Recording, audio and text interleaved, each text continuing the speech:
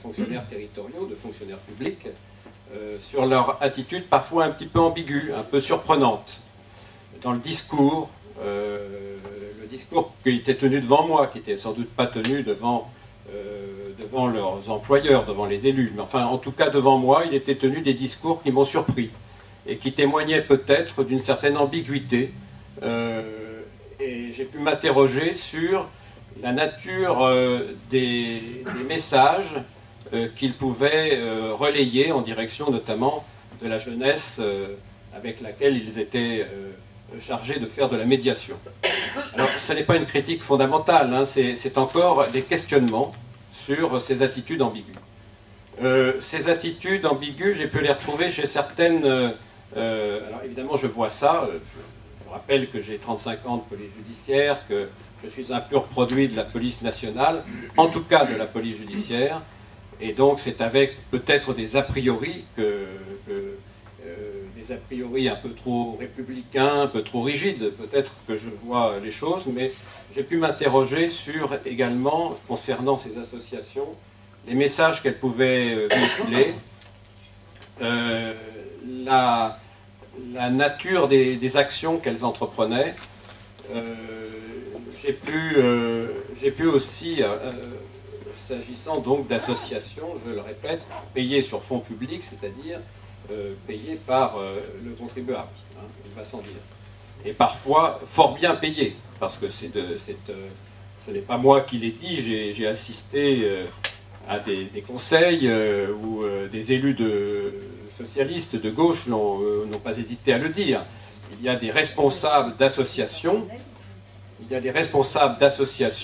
qui gagnent, qui ont des revenus qu'envieraient des patrons de PME, hein, des niveaux de revenus qui sont extrêmement élevés. Donc à partir du moment où on a donc ces revenus, au moment où on est payé sur fonds, dès lors qu'on est payé sur fonds publics, on peut s'interroger déjà sur la nature des messages véhiculés en direction des populations, des jeunes en particulier, et on peut également, et c'est encore là une remarque que j'ai pu faire dans les quartiers, on peut également se poser la question de l'évaluation de ces associations.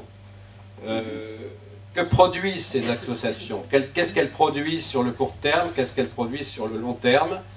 Je ne dis pas qu'elles ne produisent rien, je dis que malheureusement les outils d'évaluation ne sont sans doute pas en place, parce que je n'ai pas constaté qu'il y avait des outils d'évaluation du travail de ces associations. Au vu de ce que j'ai pu voir se mettre en place, de ce que j'ai gardé quelques contacts, relations, évidemment,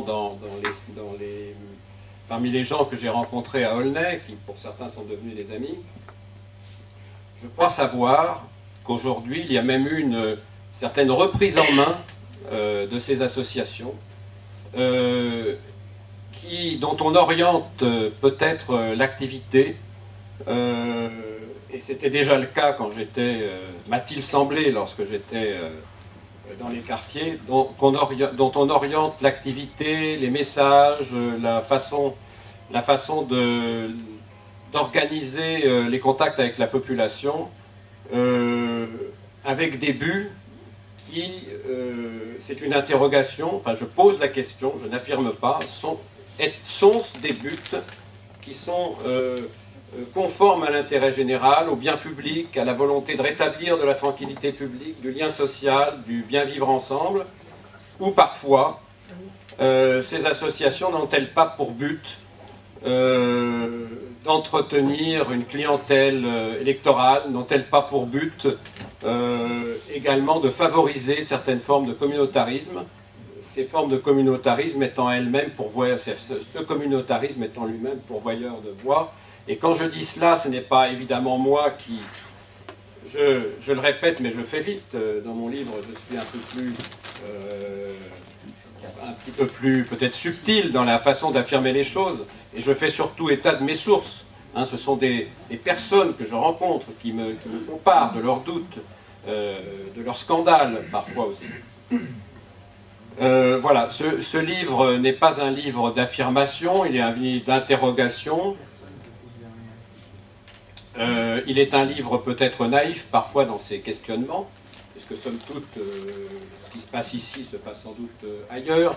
L'utilisation à des fins partisanes d'associations, peut-être même parfois de services municipaux payés sur fonds publics, ça n'est pas propre à cette commune, mais j'aurais pu ne pas m'en occuper, après tout ce n'est pas tellement mes affaires, mais ce qui m'a... je ne suis pas trop long, monsieur. Un petit peu. Ah bon, bon alors si ça se termine dans une minute, je termine. Et non, alors c'est bien, c'est dommage parce que si vous voulez, j'aurais voulu être plus précis sur les problèmes de sécurité que j'ai pu rencontrer.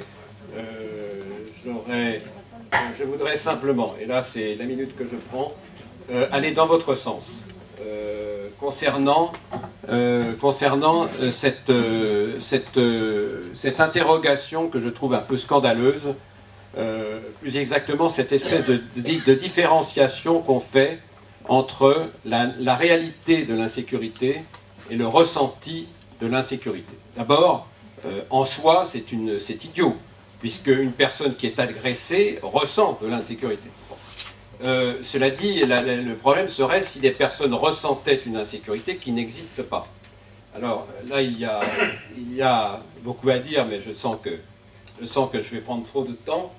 Je le fais quand même très rapidement. L'insécurité, elle est mesurée à partir de statistiques souvent policières. Ces statistiques policières, pour avoir été confronté à ces problématiques quand j'étais chargé de rapports de fin d'année dans la police nationale, je sais à quel point elle peut être façonnée, vectorisée, de façon à ce qu'on leur fasse dire à peu près n'importe quoi. Deuxième, évidemment, c'était l'argument du commissaire ici, il n'y a pas d'insécurité, il y a un ressenti d'insécurité.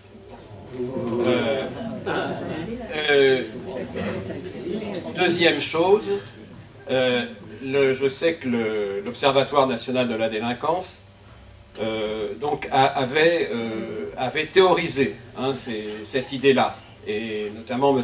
Alain Bauer s'était fait un peu le chantre de ça.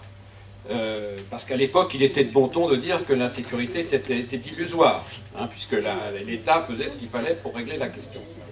Et il avait complété les outils d'étude par ce qu'on a appelé les enquêtes de victimisation. Les enquêtes de victimisation, notamment celles qu'avait produit M. Bauer, ont été largement contredites par des experts qui ont mis en question donc la validité scientifique de ces enquêtes.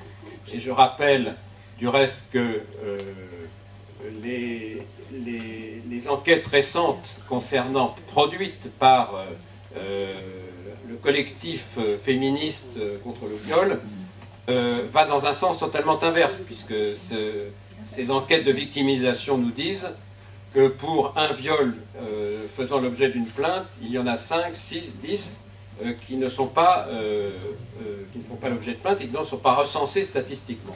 Donc voilà, discuter de cette histoire de ressenti, l'opposer à la réalité de chiffres, etc., ça me semble être une vaste blague, et je crois que, et j'en termine, Monsieur Boulanger, je crois que pour se faire une idée plus juste de ce qu'est l'insécurité dans les quartiers, eh bien il faut y aller, et il faut comme moi, mais je n'ai aucun mérite à cela, par les bailleurs, par les contacts avec les gardiens, avoir été enfermé dans des loges de gardiens claquemurés, portes et fenêtres verrouillées, avoir reçu des gens qui étaient victimes tous les jours, toutes les nuits, d'incivils, de trafiquants de stupes qui occupaient leurs immeubles, et d'avoir vu des personnes, des adultes, des hommes, des grands gaillards pleurer devant moi, des femmes qui avaient fait des dépressions nerveuses, qui avaient été même conduites dans des hôpitaux psychiatriques pour des cures parce qu'elles n'en pouvaient plus, parce qu'elles avaient des gosses en bas âge qui n'en pouvaient plus, etc. Il faut avoir vécu ça pour savoir que cette mauvaise blague du ressenti d'insécurité est intolérable, et c'est porteur de cette colère que j'ai voulu aller vers les instances municipales vers la police nationale pour finalement m'entendre dire on sait, on ne peut rien y faire, passons à l'ordre du jour. Voilà. Je me tais, monsieur Boulanger. Bon, moi j'en suis à penser que vous